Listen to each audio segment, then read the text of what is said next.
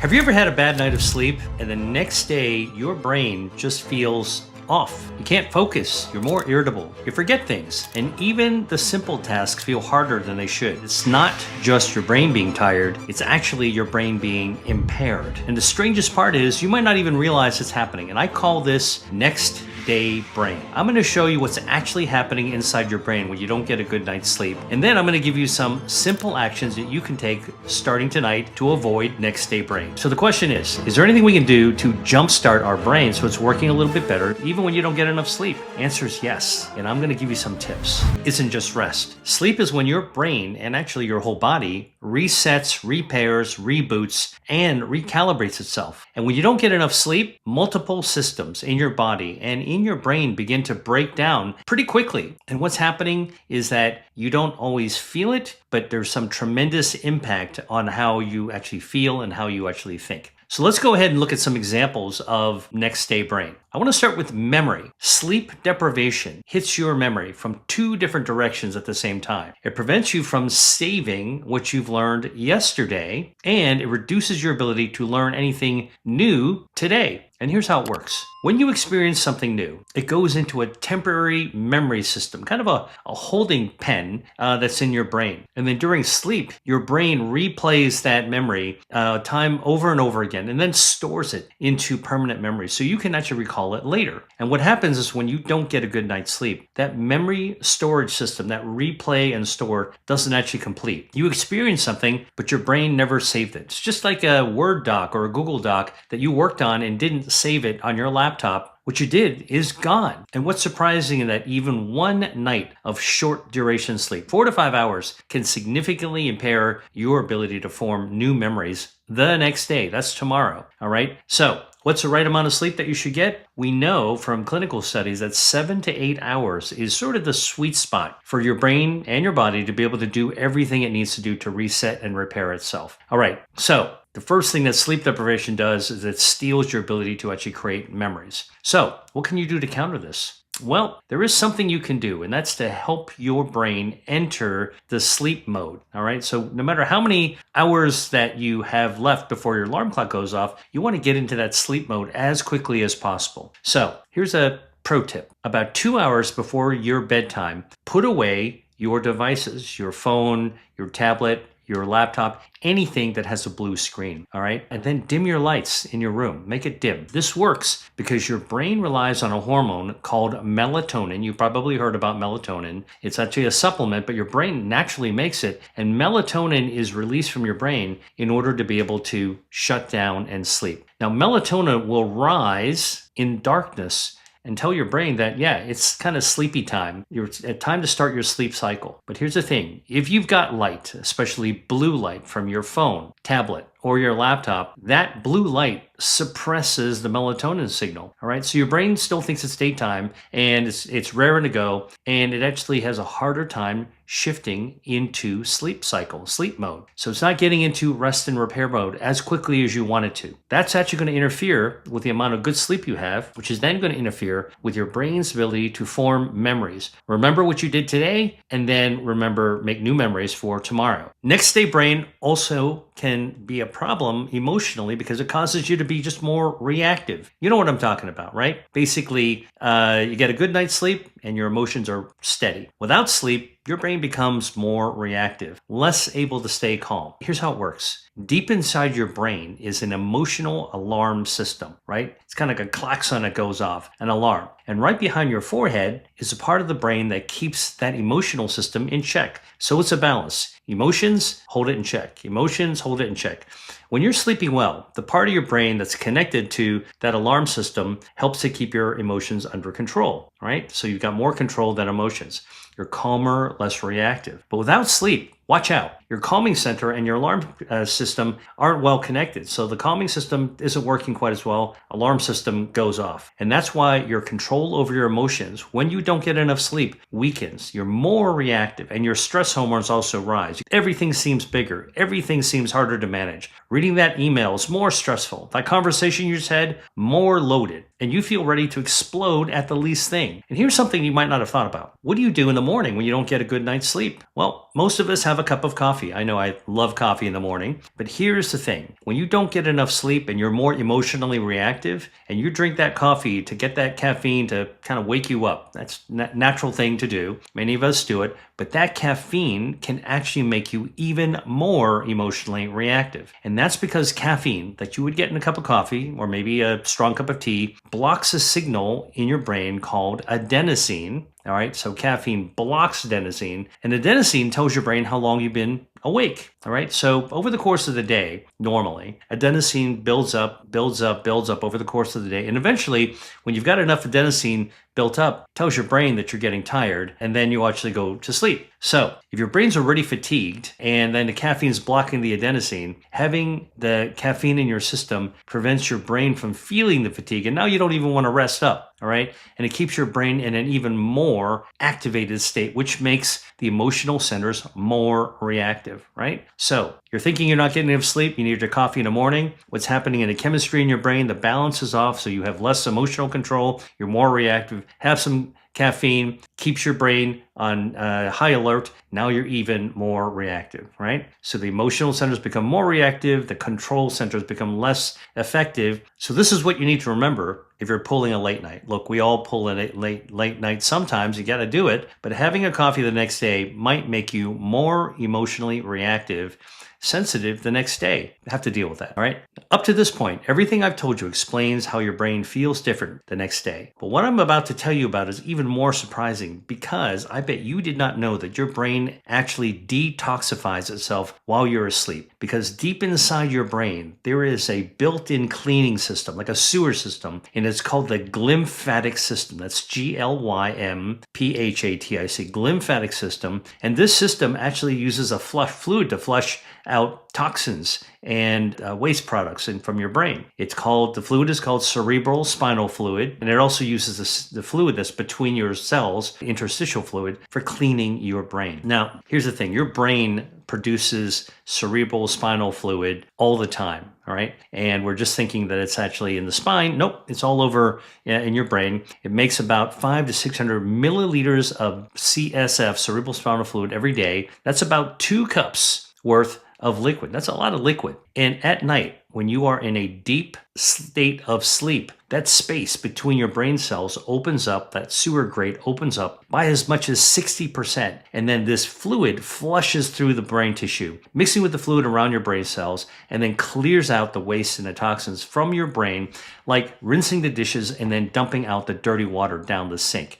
So your brain is literally clearing out waste and getting rid of toxins while you sleep. Now, if you don't get good sleep, that glymphatic system doesn't work as well, slows down, and the toxins and the waste products actually build up. And every day, your brain's actually making these waste products and being exposed to these toxins. So you got to flush your brain out every single day. If you don't, and you don't get enough sleep, it actually, the junk builds up. Now, this is an invisible kind of damage because you're not even going to feel it, but it's actually happening. And your brain winds up the next day carrying more waste, more toxins, and you won't even know it. That contributes to next day brain. The brain hasn't been cleaned and reset yet. So here's the thing. You need to get good, deep sleep in order to get that glymphatic drainage system, the detox system of your brain, working every single night. So how do you do this? Well, actually, here's the tip. Exercise can help. Even at 20 to 30 minutes of exercise during the day, just go for a walk for 30 minutes. You don't need to go to the gym necessarily. Go to the gym, it's even better. But 20 to 30 minutes of exercise, physically being active during the day, helps your brain enter deeper sleep at night. And deep sleep is when the glymphatic system works, right? So use your body during the day, exercise your muscles, and at night, your brain will more easily shut down and detox itself at night using that glymphatic system. So far, we've covered memory, emotional control, and how your brain actually cleans itself out and detoxes itself during sleep. Now, let's talk about your ability to think clearly. That's cognition, executive function, which you probably can guess is impaired when you have next day brain, right? Even if you feel physically okay, your brain might be a little foggy. Most people have no idea how much getting good sleep affects your brain the next day. If you care about keeping your brain as sharp as you can as you get older, check out my videos. Make sure you subscribe to my YouTube channel by hitting the subscribe button. This is where I bring you the breakdown on health and what you can do about it every single week. Okay, now let's talk about energy. Getting good sleep allows your brain to have the energy for sharp, precise, focused thinking. And during the day, your brain uses a lot of energy, okay? As it's using this energy, a molecule called adenosine builds up. Adenosine slows down brain activity, gets you ready for sleep, all right? And it actually makes your thinking brain less efficient. At the same time, the areas responsible for mental focus actually are using less glucose as well. And so you have less energy right where you need it, which is in the thinking part of your brain. So this is what actually happens during the day. Normally, getting good sleep will reset those connections. All right.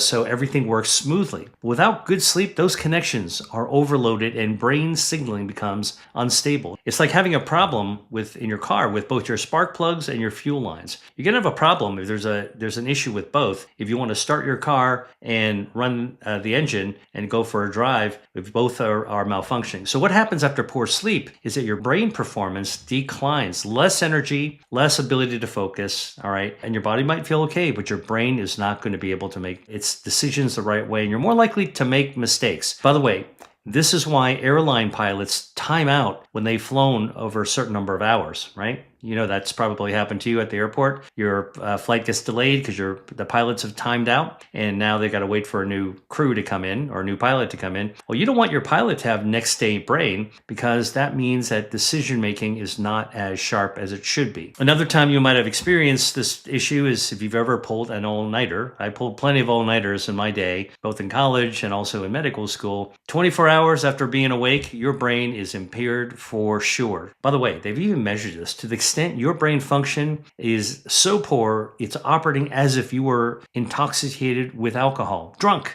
All right. Now, we all sometimes have to pull some late nights sometimes, but this is actually just telling you about the consequences of not getting enough sleep, right? And there are biological reasons why this is not a good reason to pull all-nighters all the time and not try to nurture your sleep. By the way, sleep is one of these things that nobody teaches us how to do. We come out of our mom. We crawl up for skin time. We suckle the nipple, and then we fall asleep. Nobody ever teaches us how to sleep, but it's very important if you care about your health to nurture and tend to your sleep. Okay, so the question is there anything we can do to jumpstart our brain so it's working a little bit better even when you don't get enough sleep? Answer is yes. And I'm going to give you some tips. One of the most powerful things you can do, actually, you can do in the morning. Want to guess what it is? You can jumpstart your brain after an evening of not getting enough sleep just with exposure to sunlight. Even 10 to 20 minutes of natural light. The sun doesn't have to be shining. Just go outside and take a walk. All right, that's enough to begin to reboot your internal clock in your brain.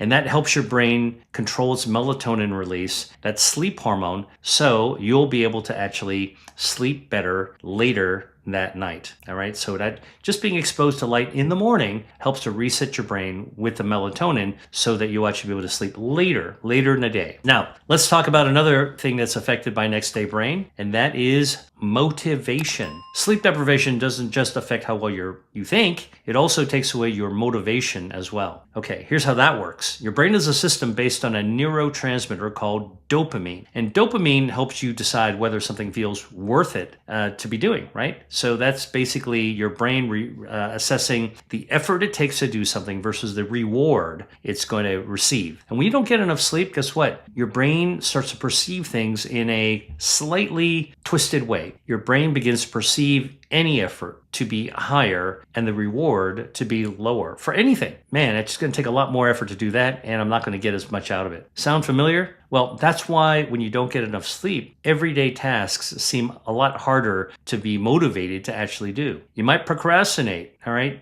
You might just blow it off altogether. When something doesn't feel rewarding to do, you're just not going to actually do it. And this is more likely to happen to you if you are sleep deprived. Hopefully, you're relating to everything that I'm telling you, because we've all experienced problems with our sleep and with our brain function. And I'm just here to give you some explanation for how you felt. And now let's talk about what you can actually do to counter all of it. I got to tell you one more thing, though, and that is about your sleep environment. Your brain actually needs the right environment to get good sleep and to stay asleep. All right. And here are some of the parameters that have been studied to help your brain, help your body get good sleep. You want your room to be nice and cool at night when you're sleeping, about 60 to 67 degrees Fahrenheit. Now, look, some people love to sleep in a cool room. Some people like to sleep when it's warm and toasty. I'm just telling you, cool. Optimum temperatures anywhere from 60 to 67 degrees. That's optimum for your body to reset itself and get sleep. Number two, you want it to be dark and quiet. So if you've got street lights shining through the window, put up some blinds or curtains. All right, you want it to be cool, dark, and quiet. That will actually help your brain enter deep sleep, and that's where that lymphatic toxin drainage system, that's where it happened, the repair and the reset, your rejuvenation actually all happens. So when your brain feels off, your memory is not working properly, you feel more emotionally reactive and harder to regulate your emotions, your thinking is less efficient, and you feel less motivated. It's probably not random. You might have next day brain. Ask yourself, how did I sleep last night and the night before? Because getting good sleep helps to restore all of these systems that actually come from your brain. All right, so simple ways to protect your brain and avoid next day brain. This is what I call the 5-step sleep framework on how to protect your brain with sleep. All right, number 1, at night, dim the lights and put away your screens and your earbuds as well. Number 2, cut off caffeine in the afternoon. All right, so that you don't wind up actually keeping your brain awake.